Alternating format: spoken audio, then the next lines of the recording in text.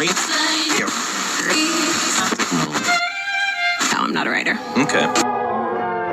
Something is about to break. Hello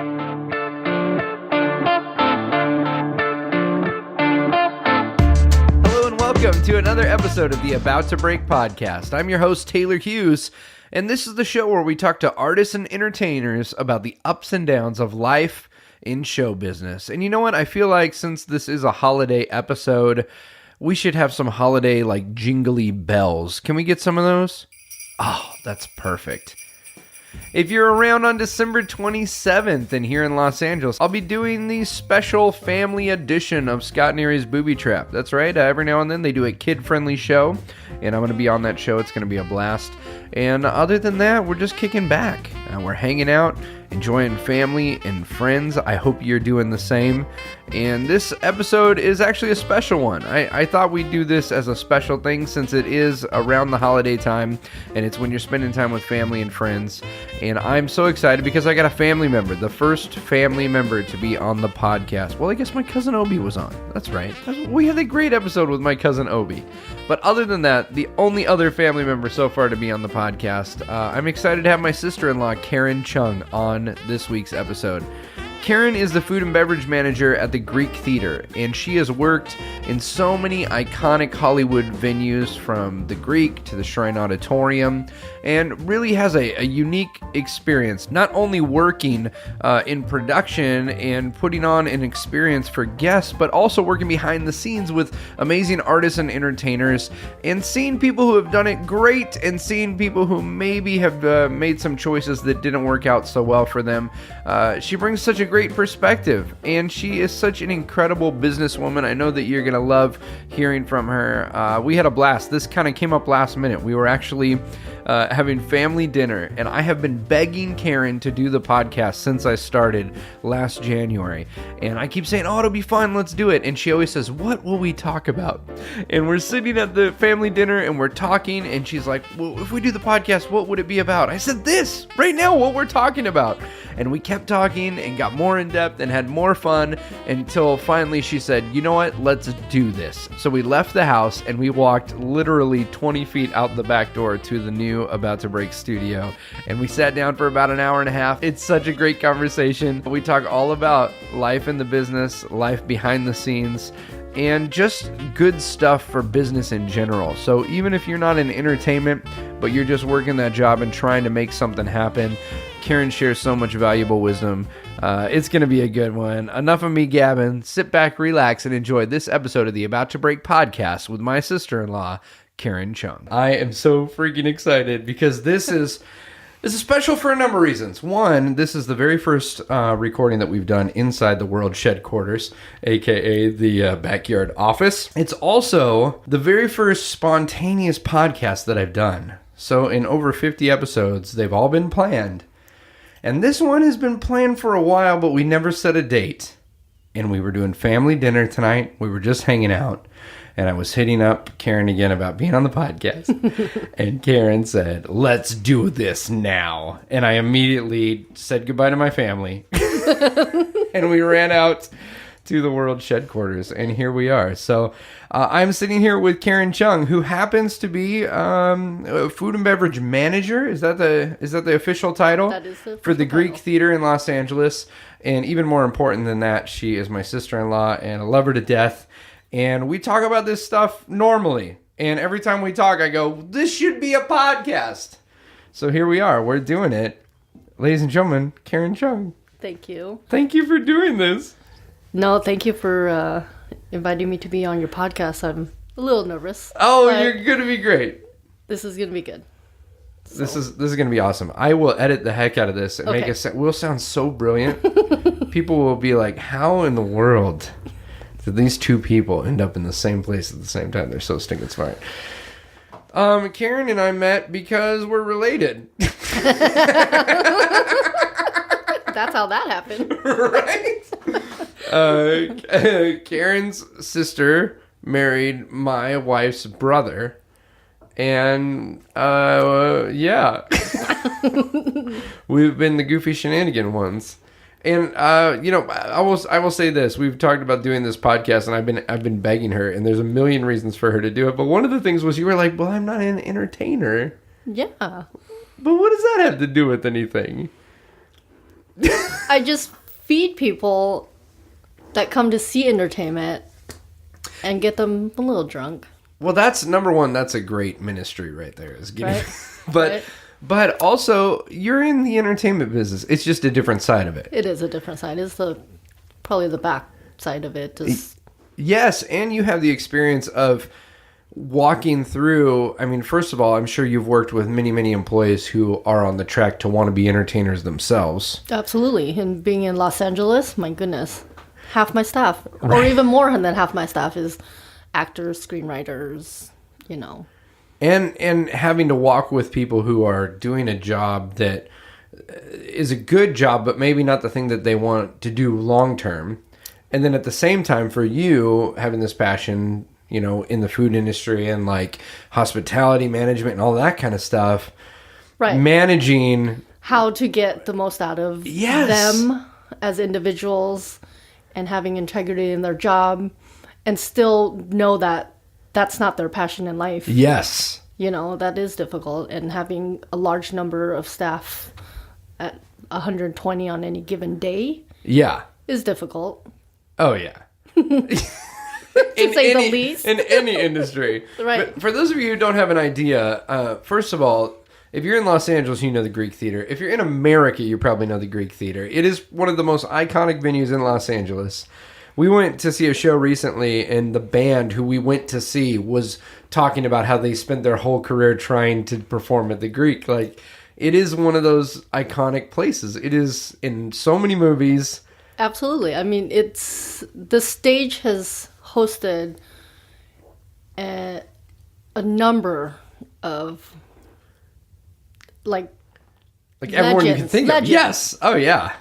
It's just incredible to see the history behind it and what the pictures of it used to look like and how it's changed throughout.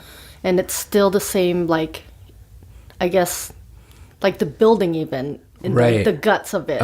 My office is down in the basement where there are so many crazy, holes and walls and secret rooms. No, there's secret passages? Absolutely. What? Why? I need to know. Is there... And it used to be an army barrack at some point. Did it really? It did. Well, it's kind of... it's built kind of in the side of the mountain there in the Hollywood Hills and right off the whole Griffith story, Park. and I'm not... And I, don't quote me on all of this stuff, but I guess it's Griffith. Yeah? Owned it. Okay. And I think there's a history of how he murdered his wife or whatever it is. What? I mean, it goes on and on and on. There's so much to it. It's crazy. And how many legends were hosted there, and it's incredible. It's crazy. And you hear these stories about even when was the Greek built? On the Fancy podcast, they have someone who will Google that stuff. And you just read the little commentary. And people will find out. I'm gonna find out right now. I'm gonna be the guy. We don't need a guy. Karen will be the guy, right? Why do you need people anymore? You've got the internet. Remember a time where we needed people? No, let's see. I tried to explain to my kids. There was a time that you had to go that you didn't do Britannica. Yeah, Encyclopedia Britannica. Did you guys have those when you were a kid? We never bought it. It was so expensive. My mom said no. Was it? Because a guy would come. Didn't a guy come They would come door to door. It was the literal definition of door-to-door salesman. Back in the day, just... we didn't have Google. Anyone who's up. 24 and under, their heads are exploding right now. Yeah. So the Encyclopedia Britannica was all the information we thought existed in 18 volumes. Right. And you would go A through Z or whatever, and you would find, if you wanted to learn about the Amish or covered wagons or whatever, you would go look it up. Yeah. That was the internet. Mm-hmm. But now we have the internet. We do. Let's see. And no dial-up. Yes. Okay, I haven't started typing yet. So we're going to do a test to see how long it takes to find out when the Greek theater was built, okay? All right. Oh, you're actually typing and not Siri. Oh, yeah, I could talk to it, right? Because that's even faster. I like now. that it's like, when was the Greek Empire? And I'm like, no, the Greek theater. I gotta put Los Angeles because there is a the Berkeley. Yes, and there's also, like, in Greece, many amphitheaters. When was Los Angeles Greek Theater built? Was built, the cornerstone was laid in 1928. Okay, so that's old school.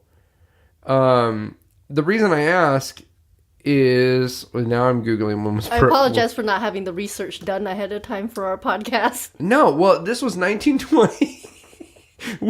This was a last minute family dinner that turned into a last minute podcast. It was. There was because it was like 1920 to 1933 was Prohibition.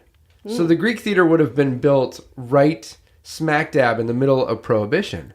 So, like, the fact that there's secret tunnels and stuff, like, makes a lot of sense, because I bet, especially if they're hosting, like, these stars, that they snuck in some booze back in the day. Oh, I'm sure of it. I just did an event at a place called we've It's the Jameson knocking.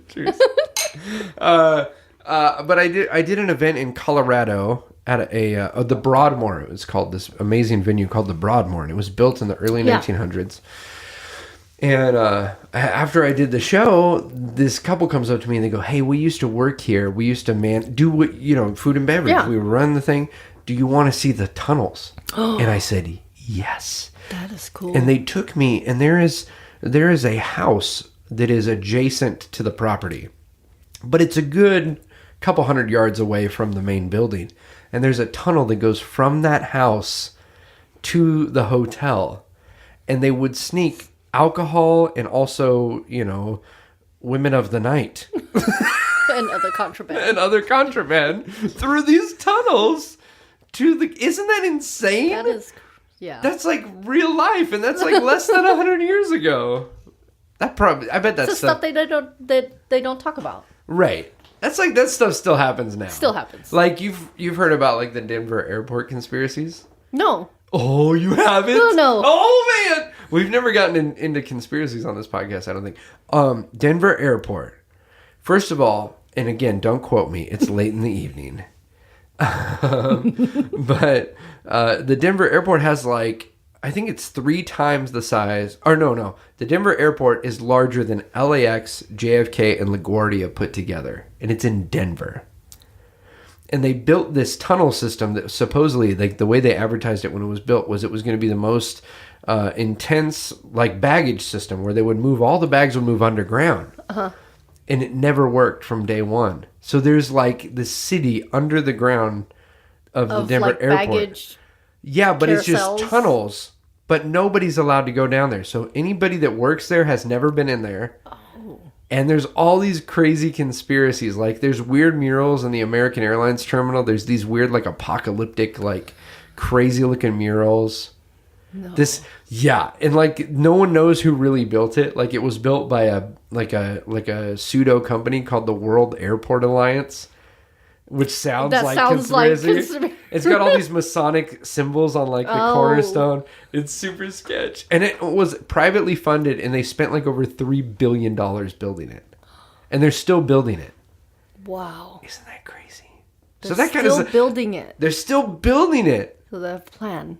Yeah. Wow. I love that stuff. Like, I'm the first to, like, I'll joke about, like, Nicolas Cage movies, but if, like, Nicolas Cage is in a movie, I'm probably going to love it. Like, if he's, like, going to steal the Statue of Liberty, I'm probably going to lose my mind excited about it. Like, that's my I'm the target demographic for Nicolas Cage movies. And I, like, the more excited he gets, the more excited I get. He's like, "This is for real." And I'm like, "I know. Oh, I know. I'm with you. Oh, there's the map. Put lemon juice on it. I know there's a secret map." Anyway, so the Greek theater. How did you end up at the Greek? Because you went to school for hospitality management, hotel restaurant management. Yeah. At Cal Poly. I grew up in the restaurant business from my parents. Yep. We owned a the best whitewash Chinese food. That's Americanized Chinese food. Yes. I just call it food. That's my favorite. Chinese food. I just call it food. You guys call it Chinese food. I call it food. I call it dinner. But the best was, I remember your parents had like the menu that they would serve because it was in Laverne, which is like a really kind of whitewashed area. Yeah. Really, like demographics was predominantly Caucasian, upper middle class. Middle class. And so I remember because I started dating Katie in high school, so we met each other. I was like 15 or 16. And we would go to your family's restaurant, and they had the normal menu. And then a secret menu. And the best. See, this was like the Illuminati of menus. Because we'd come in for dinner, and we wouldn't order. Nope. Your dad and mom would just bring. Right. It was like Beauty and the Beast of like the most amazing food. Feast. It was incredible. And in some recipes that we don't. Your dad won't give them up, right? Yeah. We're going to get on them on that. Yeah, Christmas. Right? We'll get them on Christmas. So you've been in the restaurant business since you were a kid. Like, when did your parents start? Well, as long... I think when we were about 14, 15, we were old enough to be able to, like, help out at the restaurant. Prior to that, we were just doing our homework in the back, in the dry storage with the rice bags and the buckets of soy sauce. Yeah. Were you excited when it was finally time for you to like start working there, or were you just like so sick of the restaurant? So sick of the restaurant because growing up as a teenager, you're just, you want to hang out with your friends, you want to go and do stuff, and everyone's doing things on Friday night, Saturday night. And Friday, Saturday night's like the busiest time for restaurants. Night. So you grow up in the restaurant industry, without that social life. Right. Because that's when, like, we work when everyone's playing. Yeah, which is a thing in entertainment in general. Right. Yeah. I mean, every entertainer you talk to is like, family parties are on Saturday afternoon. I'm never going to be there because that's when work happens, Mm-hmm. How wild. So I'm amazed that like that was your experience growing up with it and you still like found your way into it. When did it go from this is something I have to do to something that I want to do or I'm going to choose to do? I'm interested in doing this. However, I don't want this day-to-day restaurant part of it. Yeah. So I went into, I wasn't sure at first throughout college. So I just paid myself through college through bartending. Ended up liking that because of the social aspect of bartending, and it's just cool to be a bartender. You have like the coolest friends, and too. you make so much money doing it. So of course it's like, what's not to not like about this? Yeah. So many people, I've met so many people who got into bartending as like I just going to do this until I find something I can make money. They're like, oh my goodness, I make so much money bartending. I have staff members who are longtime employees of mine that follow me throughout my different venues that I, go to. Right. And they have what you call real jobs. Yeah. 9 to 5, making really good money. However, they come back and do bartending for the social aspect of it because they're sitting at their desk. They're doing these mundane things that they don't get out much. Yeah. So they love that they can come to work, make a little extra money doing it, and still have fun doing it. The bar is a unique... I remember growing up in church and being told, like, bars are counterfeit churches, was the way they said it. And when I heard that when I was a kid, I was like, oh, wow, like, that sounds crazy. And now I'm like, no, the bar feels more like church sometimes than like church feels like, because it's very personal. It's like, this is where they're not trying to impress the boss. Right. You know what I mean? This is when it's where they can kind of let loose and just say what they want to say that's on their mind.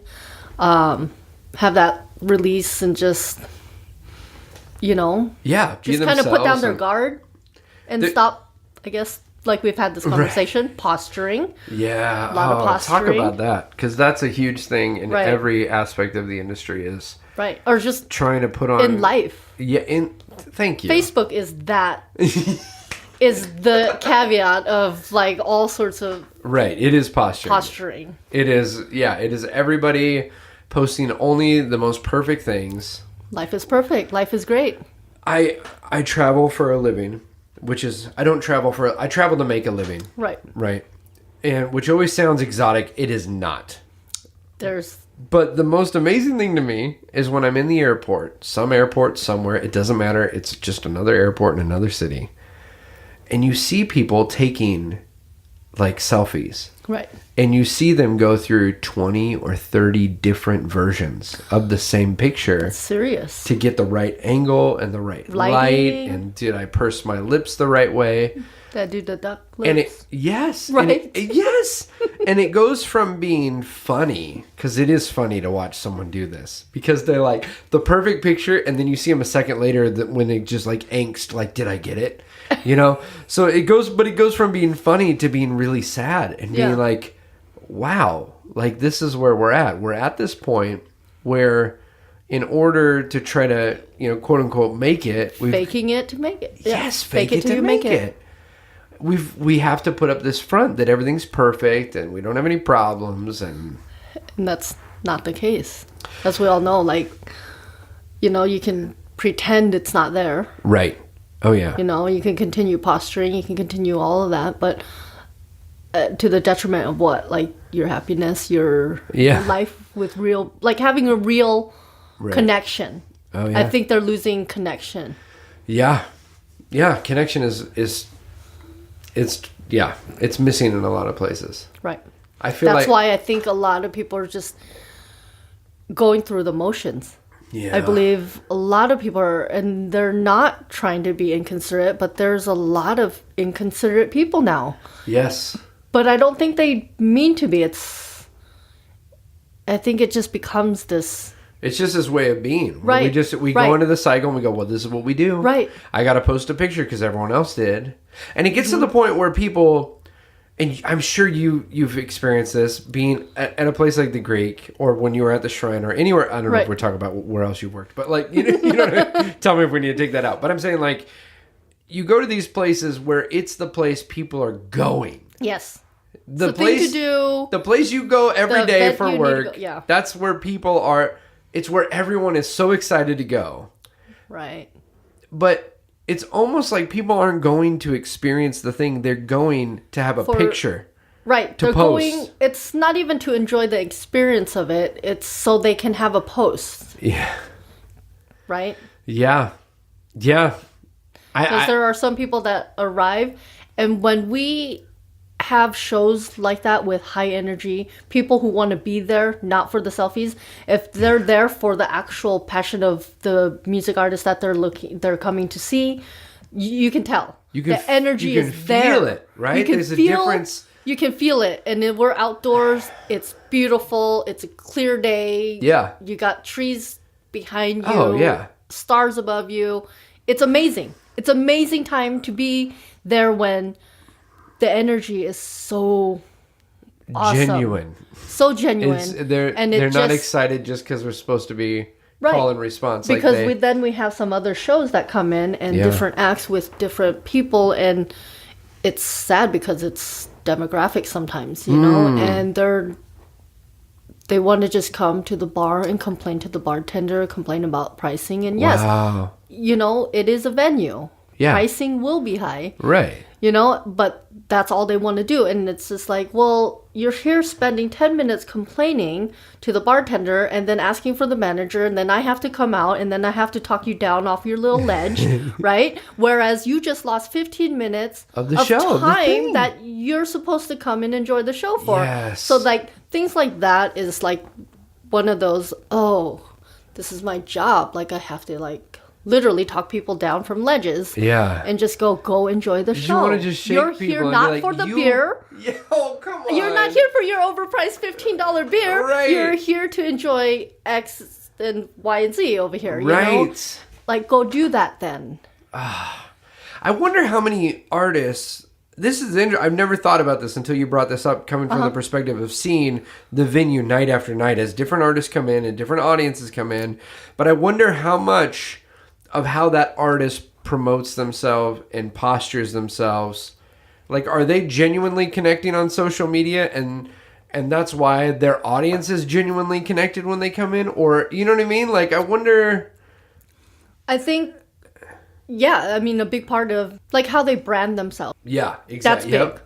It's how they brand themselves, how they market themselves, right? Yeah. Are they influence marketing, or are they just branding themselves? Like, there's a big difference. Right. Your fan base, are they real fans, or are they just like Yeah. fans because you have yeah. X amount of subscribers and X amount, right? Right, yeah. And They've that's got a lot of real thing. followers. That's They a must be real, good. like, oh, I should like this person because they have Right. a million, whatever. And you see people coming to the concert because it was a popular concert and they don't Right. know any of the lyrics. They're not engaged at all. Right, they're not engaged at all. But they're going to buy a t-shirt. Right? They're going to buy a $50, merch t-shirt Right, yeah. because that's Yeah. the thing to do. Oh, So good. that's so good. I'll edit out pauses, but that's just so good because I think there's a few things we need to look at. For the artists that are listening, we have a responsibility. Like, you have a responsibility to be real and to be genuine. And when you're given a platform, because you Right. didn't earn it, none of us did. Like, when you're given a platform, you need to be wise and responsible with how you treat people who are following you. Absolutely. And how you guide them. And But be then- careful what you say because, Yes. especially being on a platform like that, Yeah. where it is recorded, it's Right. Broadcast. broadcasted. Yep. And just being on that platform, like being in a place like the Greek, has a different level of clout. If a guy said something in a subway to someone, it would be like, oh, he said that. But if you said it on stage at the Greek, It's a little different. it carries a different Because tone. It's like when Oprah says something, Right. Yeah.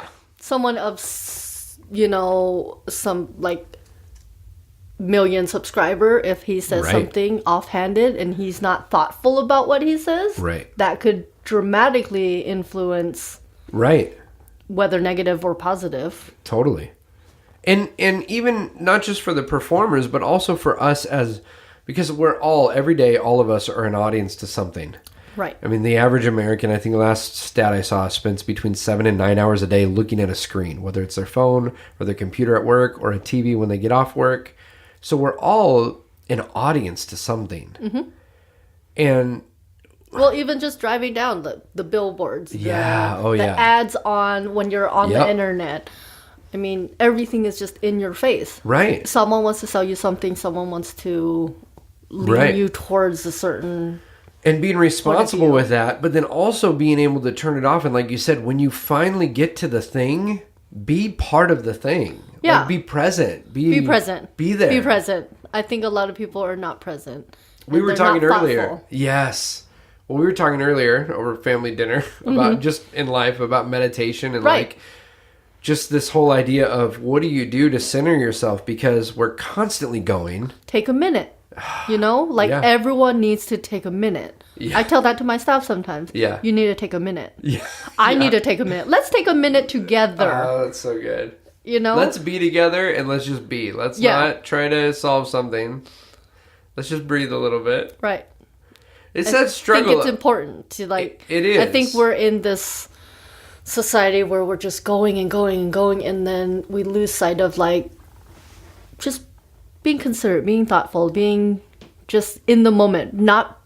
I think a lot of people are not present Yeah. in their job, Right. in their drive to work, from work, Right. in their day-to-day daily activities, going to the market. Oh, totally. Any of it. And this is why it's become this, these people are just inconsiderate. No, I don't think they mean to be. Yeah. I think they're just not present. Yeah.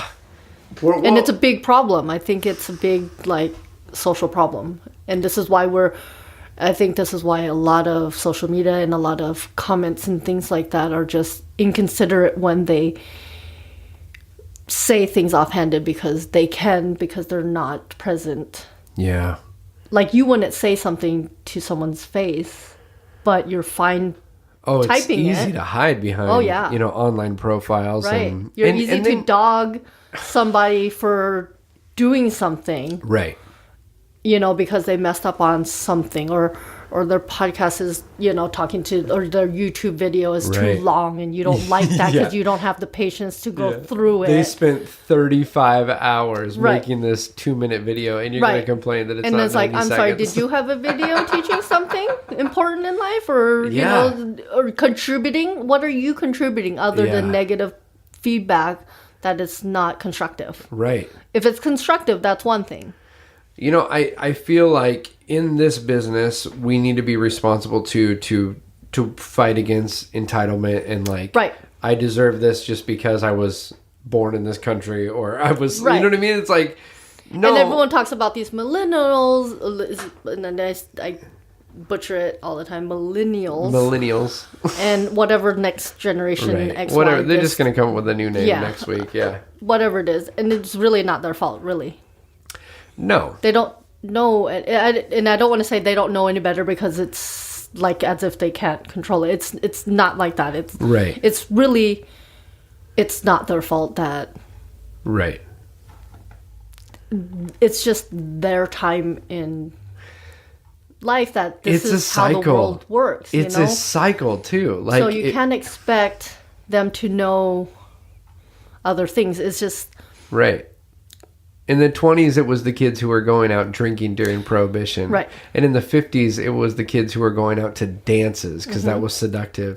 And in the 60s and it's just 70s, this it was the hippies. love, peace, war. Yeah. In the 80s, it was the drug war. And you know what I mean? And it's like, and now it's the millennials. And it's just, And everyone talks about, oh, they're so entitled and they're so this and they're this and which is but what are you crazy contributing because- to help I'm sorry. not make that happen, right?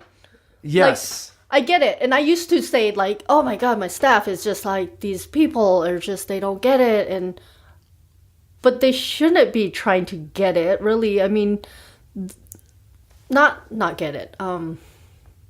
Saying this all wrong. No, you're great.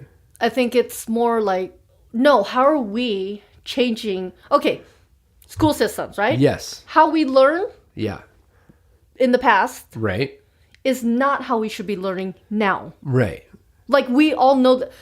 Well, I can't say we all know this because we continue on this path of education that is no longer effective, Right. in my opinion. Yeah, yeah, yeah.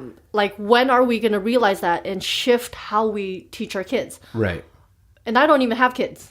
Right. And that is important to me because that affects 'Cause you care our about life. people. We care about what our future Yeah. is. And unfortunately, we're not doing what we can to help our generation of people Right. Yep. be better. Yeah. Absolutely. I find it fascinating that every generation complains about the generation that comes up next. And there's two things that's weird about that. One is that the people who are complaining now are the ones that raised this generation. So they, in essence, spoke into it, molded it, shaped it, marketed to it, created it, and now they fight against it. Right. But also, the people in the who were the parents of the kids in the 70s were the ones in the 50s and 60s who were being made fun of by the parents who grew up in the 40s. Right. Do you know what I mean? Like, the people who are talking the most about millennials now are the ones who were the hippies, who were like, hey... The ones that, like, yeah. Who were like, hey, maybe we should love each other first. Maybe we should come on behalf of each other and not attack each other. Which is, in essence, what all these millennials are saying now. Yeah. The same people that thought Love that life, 20, life 30 years balance, ago. right. Yeah. Life balance, love life, you know. Right. It's more important than just working. Environmentally responsible. And they're not Life opposed, is more than just they're about not this opposed moment. To, they're not opposed to working hard. Right. No, not You at know, all. that's the misconception. Like, oh, they don't want to work hard for anything. It's not that they don't want to work hard. They don't want to work hard for something they don't believe in. Right, yeah. I don't want to serve a machine that Right. I feel is destroying So the I world. think, like, it becomes, like, our responsibilities to change the way we coach. Yeah. Oh, yeah. Like, I've shifted my whole managerial style to where I want them to be better. I want them to realize it for themselves. I want them to work for it because they want to work for it, as Right. opposed to say, you're going to do Yes. this because I said so. It doesn't work. Dictators always fall. They do. Oh my gosh. Talk about that. Downfall of dictatorship, it's always ego. That is so good. The lack of humility. Yeah. Pride before the fall. Right? Hubris. Like, Yes. I mean, there's that book, Good to Great, which was like a big business book like 10 years ago. But the whole idea was like, there's all these businesses that went from being good businesses to great businesses. But then there's the follow-up book that talks all about how some of those businesses fell. Yeah. And it's like... And with business now, how a business can grow so quickly. Right. But also fall so quickly. Yes. And that's not taking care of people. This is You take care of people, people will take care of you. That's it. This is huge. And this is where we were talking about this again at dinner. Yes, we did. We were talking about this at dinner. This is why we're like, we should have been recording. I love it because for months I've been like, know. Karen, please, can we do a podcast? Because every time we talk with like Gould, and she's like, what are we going to talk about? I'm like, this is it. This is the podcast. We're doing it right now. We just need to record it. But at dinner we were talking about how so often, like, you'll have an employee, and business leaders, please hear this. Entrepreneurs, please hear this. Yes. Managers, please hear this. You have an employee who you know is brilliant, who you know understands the business, who understands your business model, who understands how they should act and what they should do, and yet they're not doing it. And that's when you should go, something else is going on here. It's not that they don't have the information. It's not that I need to yell at them. It's not that I need to tell them they're not doing the right thing. Because all of these things they know, there's something at the heart of the issue. And this generation, I fully believe, cares more about the heart Yes. than they care about the bottom line. You know, because It's not their bottom line. it's not Why their should they care bottom about it? line. And so if you're going to lead a group of people who are very smart, who are very educated, that's not the problem. The problem isn't that they're not smart or they're not educated. The problem is they haven't connected, or you haven't connected with them. And so what have you... Or you haven't shown them the willingness to want to do that for you, or why they should do it. Yes. That's it. That's it. We're trying to push the what when they already know the what. We haven't addressed the why. The why. Yeah. Yeah. Yeah. That's what really matters. That's where the juice is. That's where it's Right. like, Why should I, like, you don't even explain why they should be doing it. no. They're not going to do it. You know, money has always been But I used. think that's where, like, older corporations who are still in this old way of thinking, I guess, I want to say, are not adapting. Unfortunately, our workforce is that, whether you like it or not, right. and you need to adapt to that. Yep. And Yeah. that's where I think a lot of companies will start seeing that in their bottom line Right. and Yeah. not know why. Right? You Yeah. want a dog, and you know, we talk about a lot of like this social media, Facebook, and this posturing and all of this, but unfortunately, you know, you can't exactly say you're anti social media because everything now is social media, whether you like it or not. Right. Through influence marketing, through a lot of Right. that. Like, that is how you get through it. There's no more print media. No. But this generation sees the difference between someone who's trying to use social media. I can't tell you when Right. I get a Facebook post or like an Instagram message from like Tide detergent, I'm like, are you kidding me? Like, the whole point of this is social interaction and connection, and it's through relationship. Right. So even, I mean, we were talking earlier about a guy like Gary Vee. Right. Like, that guy, yeah, he's got a product to sell. Yeah, he's got a business to run. Mm-hmm. But it's very much driven through relationship. Yeah. Like, this guy has a connection with the people that are his audience. Mm-hmm. And it's not... He's not asking for something. Like, his whole... He wrote that book, what is it? Crushing it. Before Christian, it was the jab, punch or whatever, right? Like, the whole idea with that was like, don't just ask for something. Don't just take something. Don't make an ask. Like, you need to add value, then you can ask for something. But then at that point, you're not even asking. Yeah, because I'm going to give it to you. They're just going to give it to you Yes. without the ask. Yes.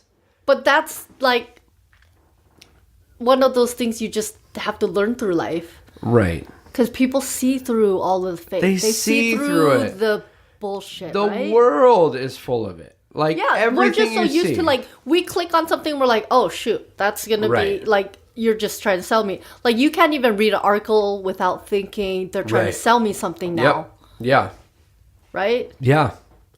I mean, that's why when this whole thing started and I said, oh, we're going to do these conversations, like, what attracted me to it is we had we all have these conversations. Right. These conversations happen in every green room. They happen after work at the bar. Mm-hmm. They happen in the car on the way to an event. This is the real stuff that actually like gives life and isn't just trying to suck something from you. Mm-hmm. And I was like, what if we did that? Like, what, you know what I mean? Like, because I feel like it's missing. I feel like that space of like, I'm not trying to sell you something. Right. I'm just trying to be with you. Just have a conversation And and connect yes. with somebody. I think a lot of people are just into the, what can I get out of this conversation? What can I get out of this guy? Yeah. Or what kind of opportunity am I like sowing for later? Yeah. Like what, there's Yep. no just having the conversation just to have the conversation and just to enjoy it. That's gold. That is gold. Especially if you're an actor, if you're a musician. Right. If you're, especially an actor or a musician. So imagine if you're like an agent or you're a producer or somebody trying to filter through all this. Right. Because you're not the first. Nor are you the last that's ever going to come up with some kind of genius way to like Right. convince them Yeah. to hire you in some X, Y, and Z, Yeah. Well, who do you, and again, if you try to take what I'm about to say and manipulate it in a way to get a job, it's not going to work. But I think people are a little jaded with, yeah. because I think people just always will assume Yeah. this person wants something from me. Right. Yeah. There's this. So the people that are going to be genuine and be passionate about what they're passionate about Right. is going to always win. Right. Yeah. Because that will show. The genuineness, the honesty of it, all of it is just they're going to win. Right. And this is why I hesitate saying it, because I don't want it to be turned into like, oh, here's 5 tips to like do this. Like if you try to have relationship so that you can spin it into a career, it's not going to work. Have the But relationship just to have the relationship. Yes. Like, I mean, Have yes, it just because you enjoy the company. Because you need friends. Yeah. Because like, I think a lot of people yes, don't have real, actual friends. You want to know why so many people don't make it in this industry, or don't make it in life, like, or call quits on the whole thing, like just give up and say I'm shutting it down? It's because they have so many people that they know, and so many people that follow them, and so You many have people a they million follow. followers, but Yeah, but you who can't you gonna connect. Who are you gonna call at 3:00 in the morning, and who's gonna pick up the phone? Like, Right. if you don't have that, having that is more important than what that person can offer you Yes. in business. Because cultivating relationships take time. Yeah. Oh, yeah. And no one has time to do that. Yeah. Because they're not getting anything out of it Yeah. in the short term. Right. However, long term, it does take time. It does. And that temptation of, or not temptation, but that wisdom to say, I'm going to go deep in the relationships where I'm at. Because anyone can be friends with a person they work with. Like, Right. So if you Well, this examine your that's not relationships. really, sorry to say, Oh, yeah. it's just not really friend, right? Right, yeah, You wouldn't because- call them at 3 a.m. Or- your work acquaintances, your work friends. Right. There's a difference. People say, oh, these are my friends and I work with them. You need to consider, how many friends did you have at your last job that you don't talk to today? Right. Because the way we live life now, most of our relationships are convenience or proximity based. Right. You work in the cubicle next. Have you ever wondered why you always hit it off with a person you work right next to? Like, Because they're You know- right there. You know what I mean? It's convenience. Like, or people who are like, I found the dream girl. Where was she? She was in the apartment next door. Well, that's friggin' convenient, ain't it? Like to really go deep with people takes effort and takes going back to like what we talked about, being present. Like, right. Not listening. Not looking past people. Not thinking like, what can I get out of them? Oh yeah, or hey, I'm going to talk to this person, but if someone more important walks in the room, my eyes are going to wander to them to see if they might pay attention to me. Like, be in the moment, be here. Like, this is where it's at. Correct. 100%. Jeez. This is glorious. This has become like a big rant episode, but it's like, I think it's so important because these are the things we don't talk about. Right. Like, all of us know this. Everybody gets this. It's real. It is real. It is so real. Like, it's good because people know this in their heart. They know this. Yep. Just very few are saying it out loud. There is an author who's a New York Times bestseller, and I loved this guy's book. Freaking changed my life. The book. What is it? The book is called Love Does by this dude named Bob Goff. Okay. And his whole thing is about loving people and like being present with them. And I did an event that he was going to be at. I was emceeing and he was going to be like the keynote speaker. Wow. And what I was opportunity. Yeah, great, right? But honestly, like, and then this is full transparency, I didn't want to meet him. And here's the reason why. Because I so loved who he was through this book. And I had been so like shit-stormed with people who were not like that I didn't want, I put him on this pedestal and I didn't want him to not be that guy. Right. And I was scared. And honestly, like, I got to know him and I swear to you, this man is the real deal. And here's how That's so refreshing when it is so freaking refreshing. But here's how you know he's the real deal. I have nothing to offer this guy. Like, he doesn't need, I'm not going to advance his career. I'm not going to get him more money. I'm not going to elevate his status. I'm not going to get him more follow. I got nothing to offer this guy, right? And yet he was fully present with me. And if I like reached out to him, he would answer the phone. And that is so genuine. That's so like that makes is you feel revolutionary. Because you don't get that No. nowadays. You're just like, wow, this guy actually listened and heard what I was saying and was intently consumed by what I was saying. Yeah. Like, you know what an awesome feeling that is? Yes. Like, people don't have that now. No. And to realize, like, you can be that for other people. Yeah. And you can experience that in your own life if you just say, right now, like, this moment is important. Yes. Like, what's happening. I mean, even like what you did tonight. We're talking about this stuff. And you said, I was like, when are we going to talk about this on a podcast? You're like, let's go right now. And we literally left the room. We hugged everybody, said goodnight, love you all. And we went over and we're going to, because there is power in recognizing what's happening in a moment. Right. And just taking the opportunity to just grab it. Yes. We grabbed it. We grabbed it. We did grab it. We did it. We grabbed it. I am so encouraged by that because they're, without even intending it to be, your life, your business can always be this weird thing of like, always thinking I'll be happy when, you know what I mean? Like when I get that promotion. Yeah, but then you miss this whole journey. Yeah. And not enjoying the whole process, right? Because the process is, it's like when you're going somewhere, like you're going to go on this road trip and you're like, I want to get there, but you're missing the view. You're missing the little cute, coffee shop that you stopped at with all the pretty decorations. You're missing the sunset that just happened. Yes. All of it. Well, you've experienced this because everybody in your life wants to get backstage. Yeah. And then you've been backstage. Not the cool backstage where like when you get backstage passes, they create this cool area. Because that's just posturing. Yes, we're back to posturing. Right, because the real we're backstage. We're going to make it look like this is how it is, you know? Like, you got Cristal, champagne, you have these pretty little hors d'oeuvres and these desserts and these awesome, like, pretty fancy little things. Yes. I heard a comedian. But real life is really, I heard a comedian, Dana Gould is his name. He was a writer for The Simpsons for years and years. Okay.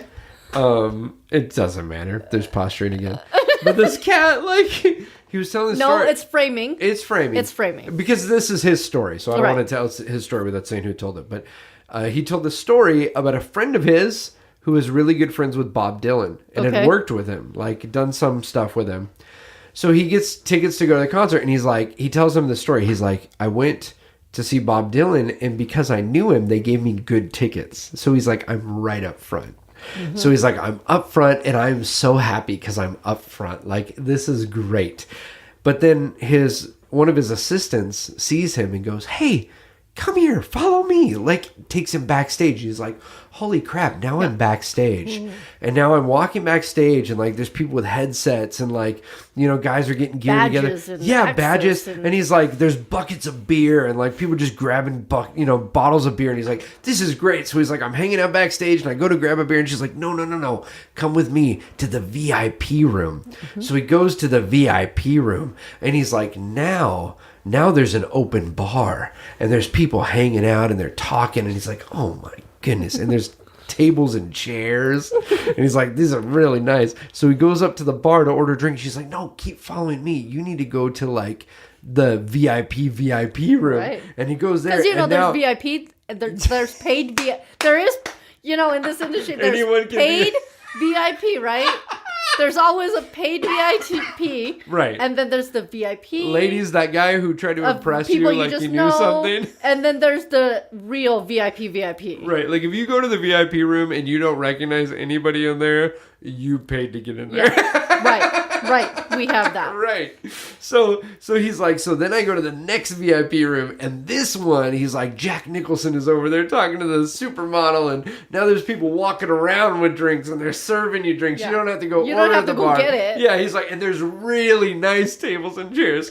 And she's like, no. She's like, Bob wants to see you. Ooh. So he's like, oh my gosh, now I'm going into the inner sanctum. I'm going into Bob Dylan's green room. And he's like, I go into that room, and it's just this empty room and an old guy with his shirt off. And his whole point, and his whole point is, like, we're always trying to get to the thing that we doesn't think is even so glorious. exist. And then you get there, and it's not so glorious. And he's like, and all along the way it's great, but we don't ever stop to enjoy the greatness of where we're at, because we're always trying, like you said, posture. We're always trying to get there. We're trying to get to the next level without enjoying the level that we're on. Yes. Amazing. Absolutely. You see this every day. I see it every day. And people acting like they're hot stuff. You know who I am? No, I obviously don't, because I just asked you. Well, this is another thing. Like, I never... If you have to say that, then no, not so important. Right.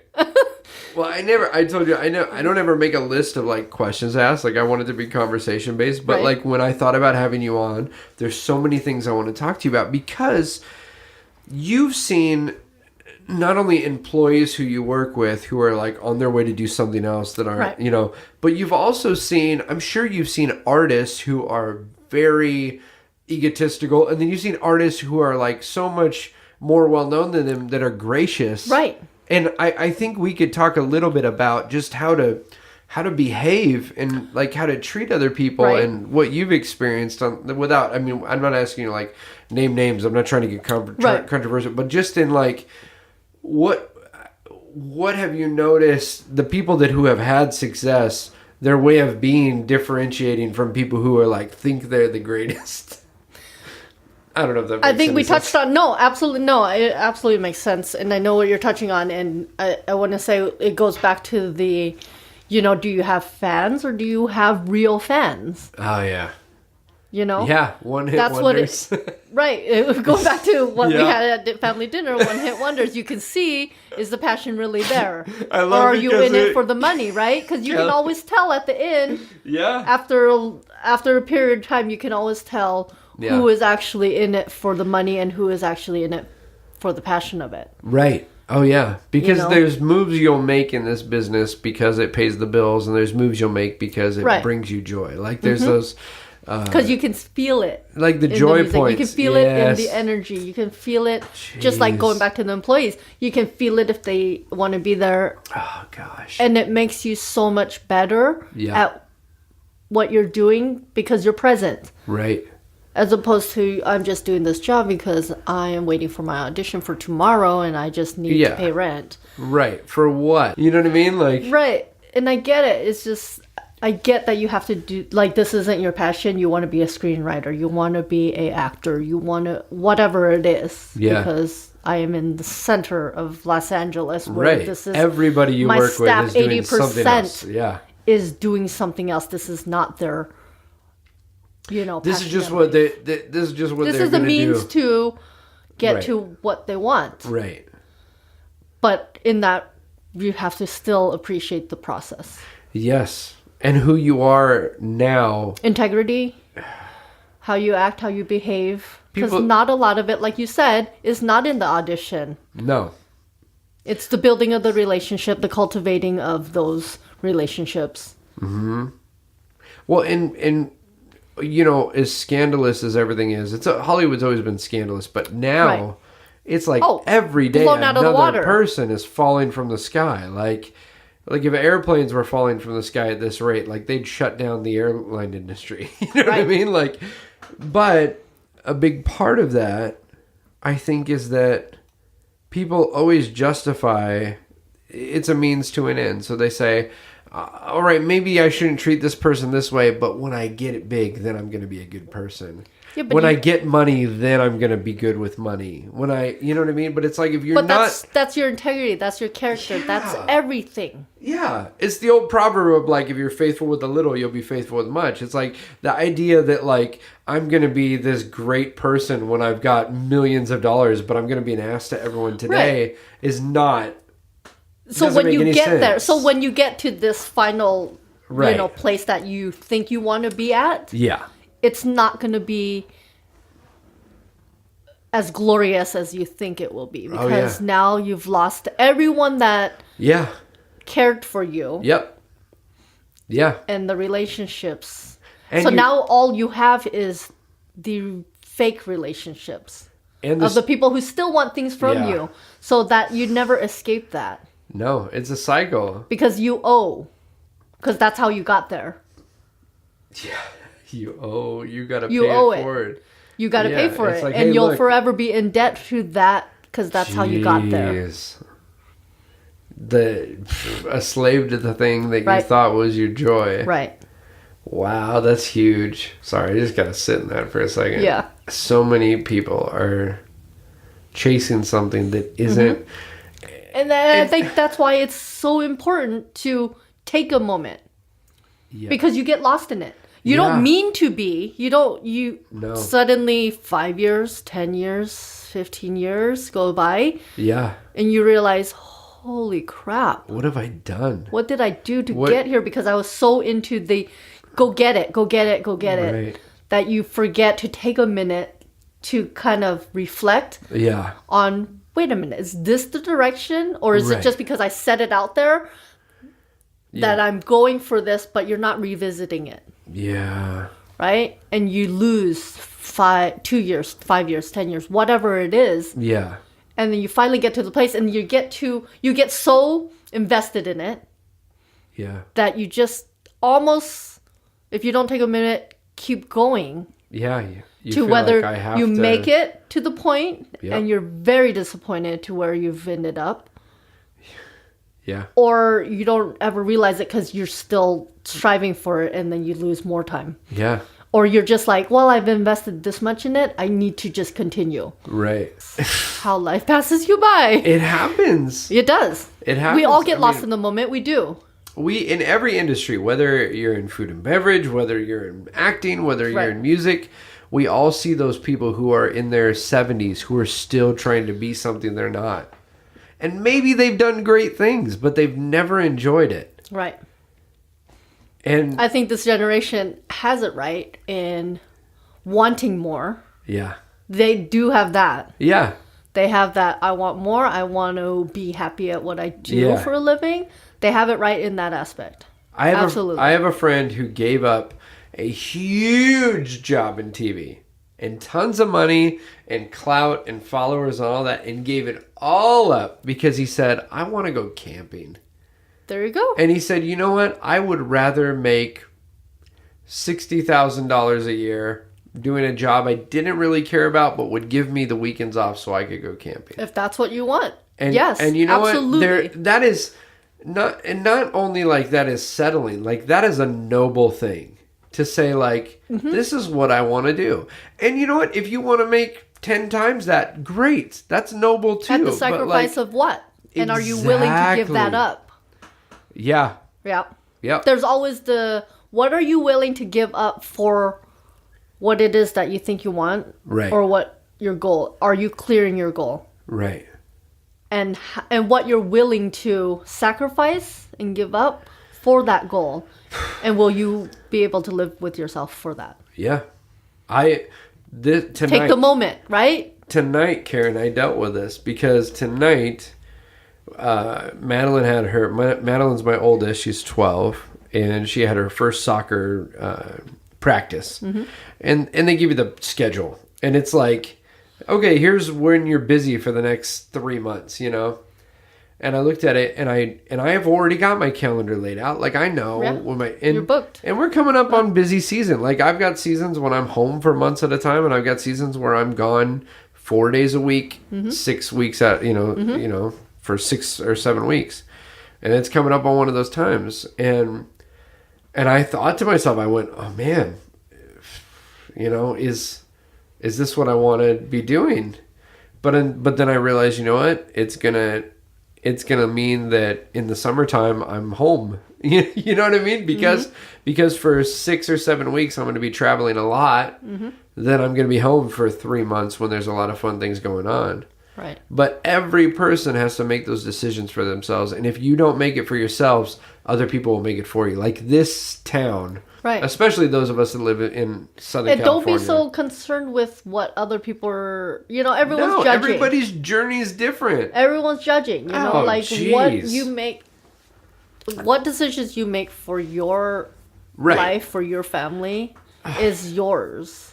Yeah, and I've got friends who are young and married. I've got friends who are young and single. I got friends who've got more kids than I do. Every one of us, our life looks totally different. Right. And if I try to compare myself to them, I'd be like, "Oh, I'm a failure." Or I'm sure if they did the same thing, compare themselves to me, like, no, you've got to figure out what works for you, and what you're willing to give up. and It all just that is huge. What you're willing to sacrifice. Yeah.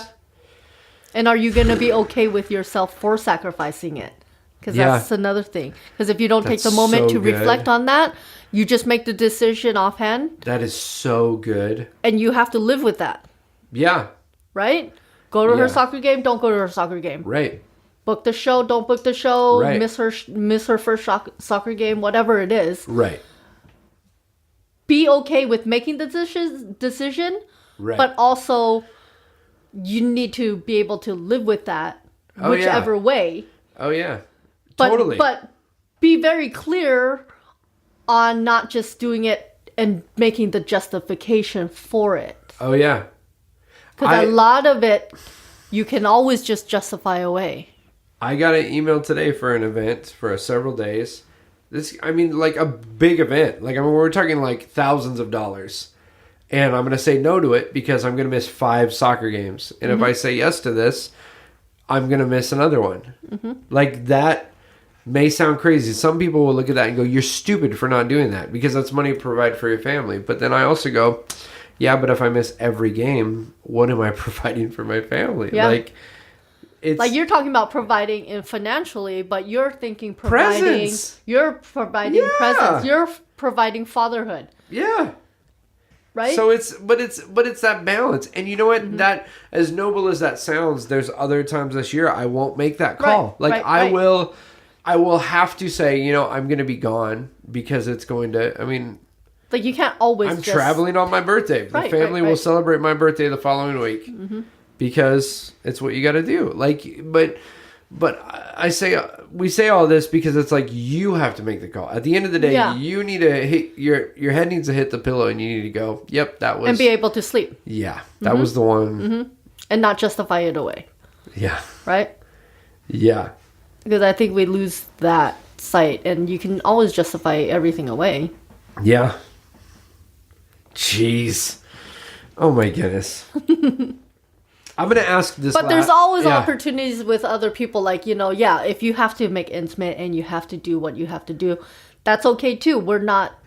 No one's judging you. And I don't think anyone has a right to judge anybody because they don't know. They don't know what the backside of it. They don't know the non-Facebook side of it, right? Well, how much of this posturing thing is... Here's what I find funny. Is how much time, and I'll speak personally, how much time I spend worrying about what are people going to think when I do this. And then I realize they're not thinking about me at all. No. They're thinking about themselves and what... You know what I mean? They're thinking about themselves and how they can voice their opinion so they can be heard. Right. Because at the end of the day, people just want to be heard, right? They want to be relevant. Right. They just want to be relevant, whether they knock someone off doing it. Yeah. Oh, yeah. Or whether they're kind about it. People just want to be heard because I don't think anyone's taking the moment to do that. I don't think they're looking for connection. Yeah. At the end of the day, you just want someone to hear you. Yeah. And to be able to be relevant and to be heard, sometimes you have to be callous. You have to say things that will get attention. It's grabbing attention because that's what it's all about right now. That's why Facebook ads, that's why Google ads, that's why everything is about attention, right? Who can grab the most attention? Well, everybody has a platform. Everyone there's has so a platform. much. So absolutely. That's the thing that's hard. It's all of us. One of my favorite comics is a guy named Bo Burnham, and he did this special about this performance-based culture, and he's like, everybody is a performer. We're all performing all day to each other for no reason whatsoever. Right. Mm-hmm. And we watch our lives, at the end of the day, we watch our lives unfold on this stream of posts, and we live or die based on how many likes we got. Yeah. For what? Yeah. Some people actually think their value is based on the likes and the views. Oh, yeah. Gee whiz. Karen, this is so freaking good. This is so good. I love it because I swear what to you guys. What do we talk about? For months we've been like, but what would we talk about if we did? I'm like, let's just talk. We do all the time. I do want to ask you this, and again, I don't come with an agenda, but I do want to ask you. You are a lady, yes, who has been very successful in an industry that's been, I would say, has been kind of dominated by male. Which freaking world has been dominated by men for too long, right? Yes. This shouldn't be a thing. I hate even asking the question because it shouldn't even be a thing, but it's a thing. But it is real. It is real. It's a real thing. And you are a manager of a very well-known venue in Los Angeles. And what happens in LA, people are doing across the world tomorrow. So you've succeeded in probably a very unlikely area for someone to rise up in the ranks. What have you learned coming from that perspective of having to maybe work a little harder than other people? I'm very passionate about what I do. Yeah. And I think that goes through any career, any, thing that you do, it eventually comes out. Yeah. I am passionate in my industry, and I'm very good at what I do. Yep. And that comes to the top. Yeah. People notice. That's what people notice that. Yeah. I've had a very long career in this. Yep. Well, maybe I shouldn't say long. Why shouldn't you say long? I mean, it's... Because then I'm saying I'm old. Oh, which is a thing. I'm 42, right? 40. This is not old 42, at all. Not old at all. So for me to say long, it's... But in LA, if you're 30, you're reaching retirement. Right, yeah. I should be, AARP now. Which is another thing.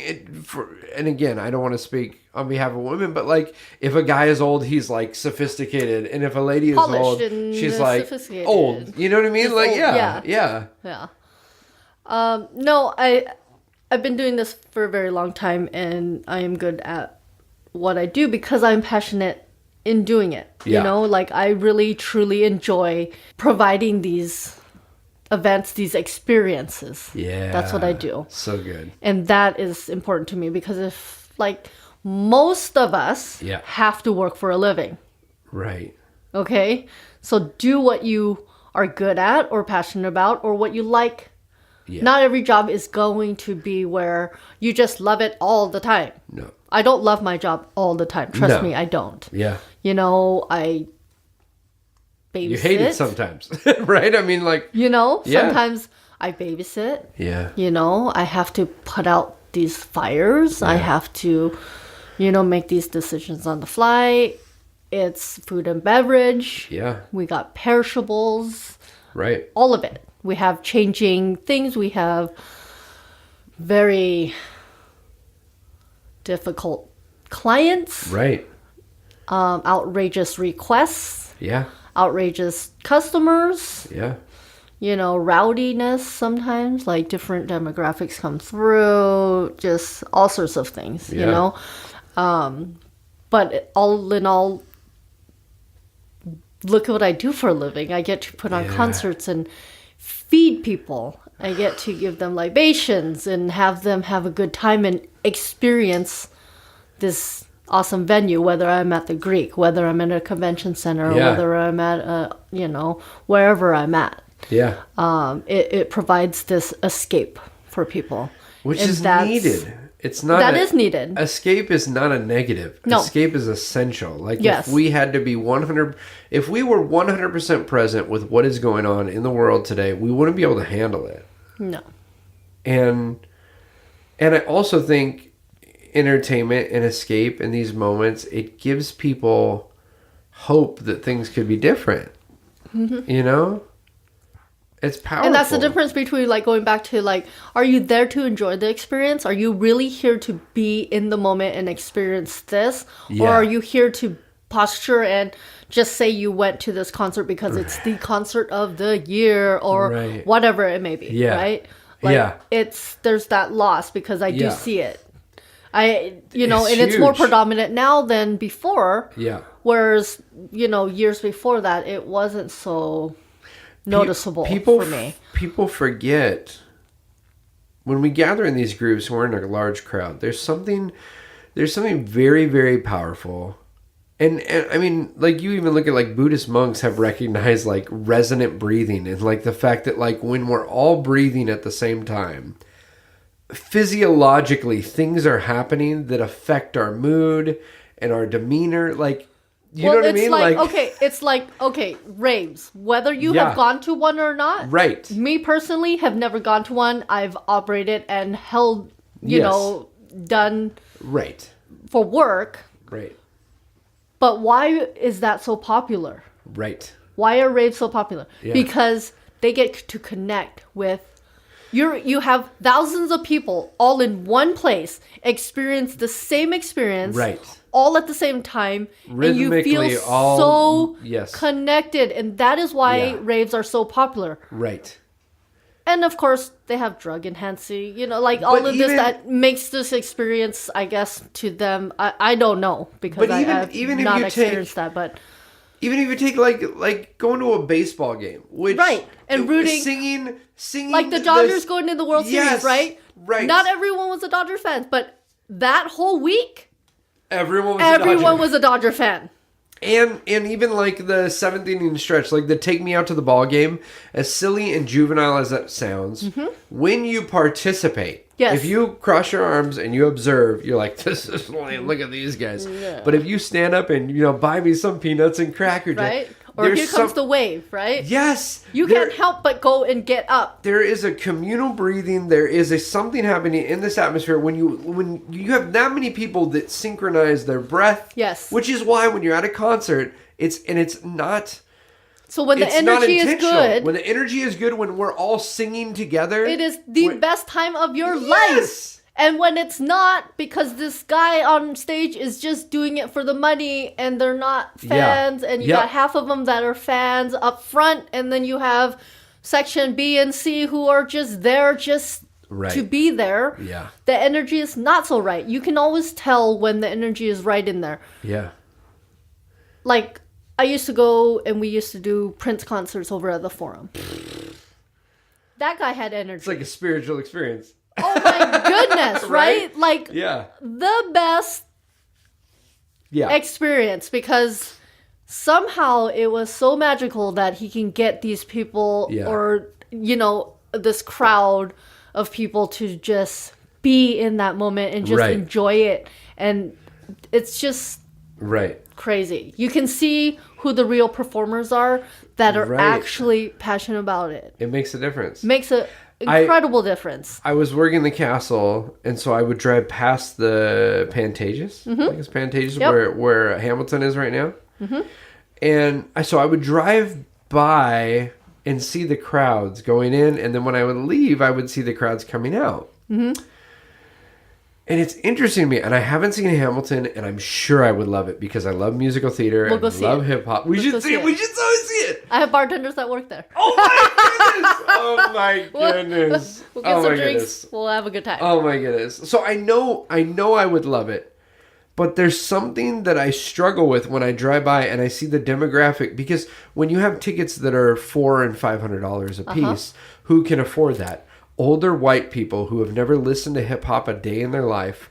So you have these massive groups of these older people who are so disconnected from why this thing is important in the first place. Okay. Like, the very importance of this is that, like, they're going to because it's you know, it's the cool thing. It's like and yet then you see like younger folks who like somehow got a ticket and they are so excited and they're passionate about it and they know every lyric because they've been listening to the album. Like, there is a distinctive difference. You can see the difference in the joy of people because they get what the thing is about. It's not about just being seen or being able to tell your friends at work, we got front row seats to Hamilton. Yeah. It's like, as opposed to like you the never nosebleed. went to Hamilton. Right. You didn't experience what Hamilton really is, you know? Right.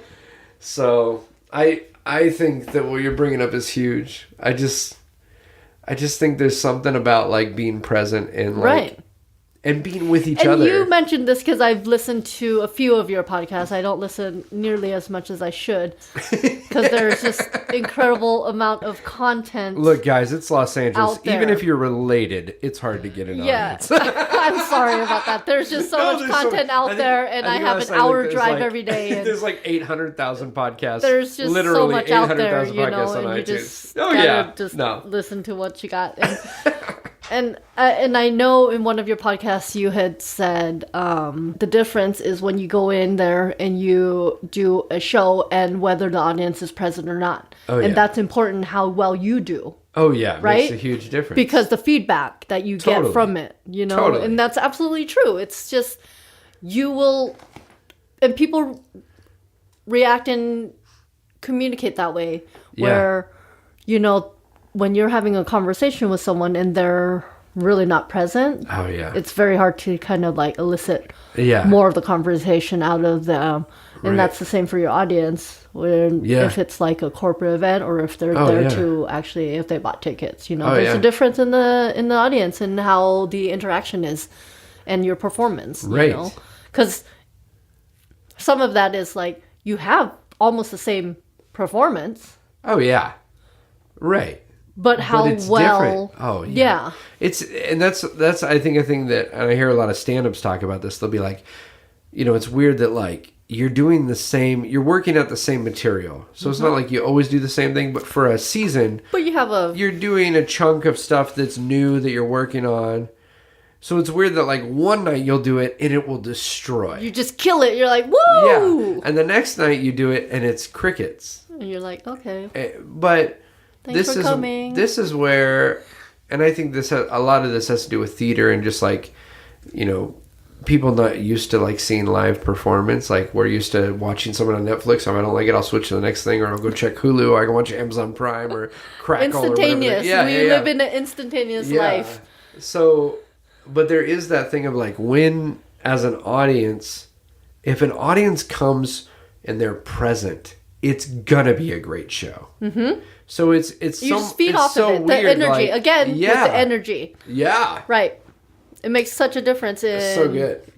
in how you perform. And if you take away the whole thing of like, if people are listening, they're not a performer. If you show up to work and you're present, you can experience a totally different day. Yep. You know, like Absolutely. if you show up, because we've all shown up to work and we've been like, oh, everything else is on our mind. I'm going to Vegas this weekend. I just need to get these hours in because I need some dough to take with me. That is a different vibe than when you show up and you just go like, I wonder how Steve's doing today. I wonder if he's okay. I'm going to check in with him. And, you know, we got this big project coming up. I really want it to go well. And so I'm going to put in the extra work. Like, and then you go, wow, today was great. I wonder why. That presence of just like really being in it and really being here is huge. Like, I love what I do because I get that instantaneous feedback from whether it be from our clients, our customers, our staff. Staff is number one to me. Yeah. You take care of them, make sure they're okay. You have to cultivate that. That's huge. With all of them. Because we've all experienced being on staff. I've experienced it being on staff at places where like the staff meant nothing. And it's like, they're going to be here tomorrow. And I wasn't always. That was a big learning curve for me. Yeah, really? You know? Yeah. For a while there, I had a tough time. Like, this is getting real here for a minute here. Where it almost was a dictatorship. Like, I'm the boss, you should listen to me. Yeah, I earned this role. And you can do that for a little while and still be effective. You can get a result. You can get a result.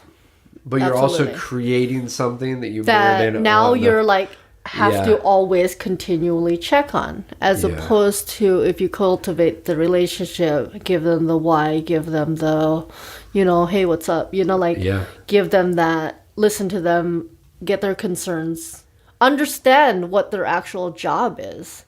I like to get back there and like do it with them, because then I get what they deal with.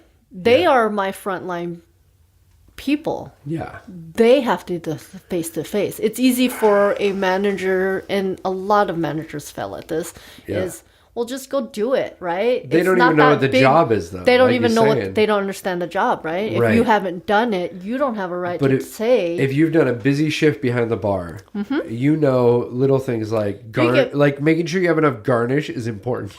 Right.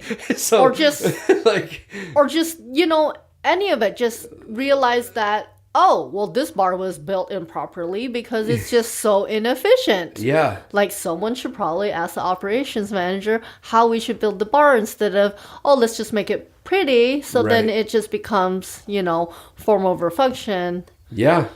And that's not really helpful for the people who actually have to work back there. And when you come at someone with, why didn't you get the job done? Well, maybe they wanted to. Not going to tell you. Maybe they were working so hard all night. Because they're working, it was not an effective way to, the process wasn't effective. Oh, yeah. The process wasn't efficient. Right. You know, so you can just keep yelling at them all you want. Yeah. But if you don't understand what they go through and help fix those little fixes. Yep. You're never going to get the respect from them. That's good. And if you can't speak their language, they're not going to hear you because they're like, well, you don't get it. You don't get it. And I'm not going to tell you what's wrong, because for me to explain it to you, you're just really, I'm just wasting time. You're just yelling at me for not doing my job when you're not giving me the tools I need to do my job. Exactly. Yeah. So I'm a big proponent on, like, tell me what you need. Yeah. I want to provide you the tools so you can do well at your job. Yeah. You know, and I say it, you know, not everyone hears me because they're just maybe don't really want to be there. They don't want to be present in it. But for the most part, I think I have a good percentage of my employees that respect me. And that's all the difference, because you don't have to continually check, because they do care for you. Right. So the work is actually left. You just have to cultivate that. You have to put in the effort. Right. Oh, totally. Because I'm all about making my job easier. Right. At the end of the day, right? But also still building relationships, because at the end of the day, when they have a good day, then I've had a good day. Yeah, and you get that. It's that instant gratification, and this is why I do it. When their job becomes easier, your job becomes easier. Absolutely. And I think that's where there's a disconnect. Oftentimes, like you're saying, that other people don't always get. They think, if I take the time to train them and do this, you know, I just don't have that time. Right. And I'm like, well, you don't have the time to do that, but then you are forever doing it. Right. You are forever going through this inefficient way or process of systems that don't exactly work for anybody. Well, and before I was a full-time performer and I had a job in management where I had a team I had to take care of, they were always like preaching at us like delegate, which to me, there's a difference between delegating something and training someone and coaching them and like walking hand in hand with them. There's a difference. And it's like just telling someone to do something when they don't know how to do it and you don't know how to do it isn't going to fix the problem. Like that is a majority of all of like upper management issues. They all think, well, your problem is you have too much on your plate. Tell someone else to do it. You know, and it's just like, well, they have questions like, well, how did you want me to do it, or how am I supposed to do it without this or without the tools? And, you know, it's so I get in there once in a while. Yeah. I just, do it. It's amazing how when you put yourself in that situation, you go, oh, that's why. Like I feel like and again, everything is applicable to every industry, but I see this happen so often with like sound engineers and then also with guys that do video production and editing. If you've never done sound production or video production, you have no concept to the detail and the amount of time every little change makes. Mm-hmm. And I see so many people who are like producing a project and are just like, I need it to look like this, and don't understand what that's going to cost, how much time that's going to take, why they did it this way in the first place. Oh, you don't just push a button, it just happens? Yeah. That's strange. You didn't just ask Siri and she was just like... I thought you just asked Siri. Make that sound good, Siri. Okay, done. Perfect. Fantastic. Got it. So Instantaneous world. So encouragement to all of you who are out there who are working jobs that maybe, especially in the service industry, because whether you're working as a bartender or you're working as a wait staff or you're working as a sound engineer, you're in the service industry. And oftentimes you get zero credit. Yep. I mean, like... Because you're the backstage guy. You're the... The only time you get any attention is when something goes wrong. Wrong. Exactly. Yeah, no one recognizes when you kill it and serve 500 people in 20 minutes. Nobody recognizes that. But the minute somebody gets a wrong drink, they go, oh, how or dare these you. lines are terrible. And it's like, okay, well... Yeah. So congratulations, you guys. You're doing it. You're doing the thing. And I really want to highlight this. And I laugh because we are approaching an hour and a half right now. And we thought we didn't have anything to talk about. But I do really want to highlight this. One of the things that you talked about and really hit me hard is this idea of like enjoying the process, and you're doing the thing right now. Like someone said to me the other day, the show is the goal. Like the thing you're doing right now is like if you want to be a bartender and you have a shift where you kill it, you just did it. Like you did the thing now. Yeah, maybe you want to work at a different venue. Maybe you want to get paid more. Maybe you want to work higher profile gigs, whatever. But you're doing the thing right now that you want to do. You're present. Enjoy the present moment, right? In anything, whether you're working, whether you're spending time with family, friends, whatever it is, just take a second. Just breathe. If you don't have a minute, take a second then. Yeah. Yes. And just go and look around and just go, wow. Yeah.